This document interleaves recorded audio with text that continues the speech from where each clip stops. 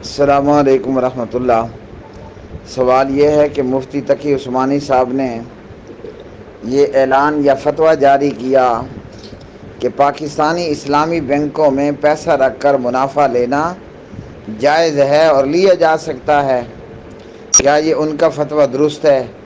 نامعلوم انہوں نے کس بنیاد پر یہ فتویٰ دیا ہے، جبکہ نبی کریم صلی اللہ علیہ وسلم کی شریعت کے اندر پیسے پر نفع لینا حرام ہے۔ وہ پیسہ چاہے بینک کے پاس ہو، بینک اسلامی ہو یا بینک امریکی ہو، تو پیسے پر نفع لینا جو ہے وہ حرام ہے، یا چاہے پیسہ کسی ہندو ساہوکار کے پاس ہو اور بندہ اس پیسے کے اوپر نفع حاصل کرے، تو پیسے پر نفع حاصل کرنا شرعاً سود ہے اور حرام ہے۔ رہ گیا معاملہ کہ پاکستان میں اسلامی بینک اسلامی، اور یہ خود اس جو ہے وہ ویڈیو کے اندر یہ بات موجود ہے کہ اسلامی بینک جو ہے وہ کم منافع دیتے ہیں اور بظاہراً جو غیر اسلامی بینک ہے وہ زیادہ منافع دیتے ہیں۔ تو اب ان لوگوں کی پریشانی یہ تھی کہ اسلامی بینک چلوانے والے بھی زیادہ منافع دیں تاکہ لوگ یہاں پر پیسہ رکھیں۔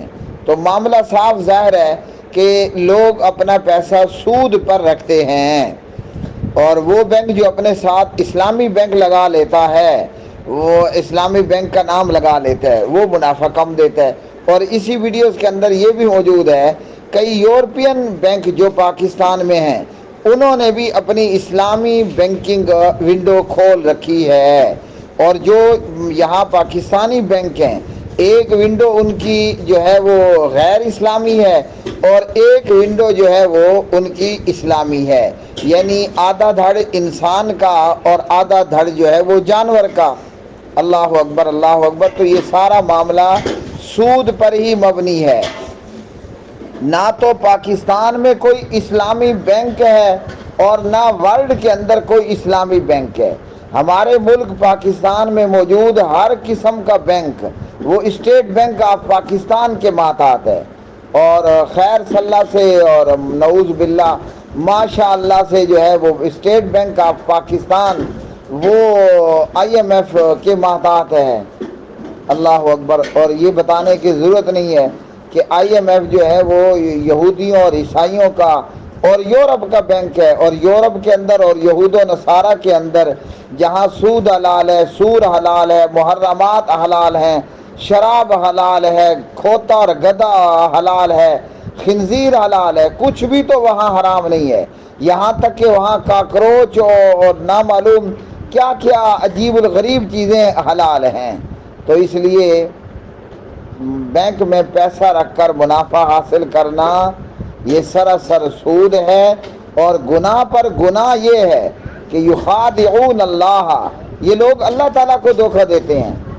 وما یخدعون الا انفسہم، حقیقتاً یہ اپنے آپ کو فراڈ کر رہے ہیں، اپنے آپ کو دھوکہ دے رہے ہیں۔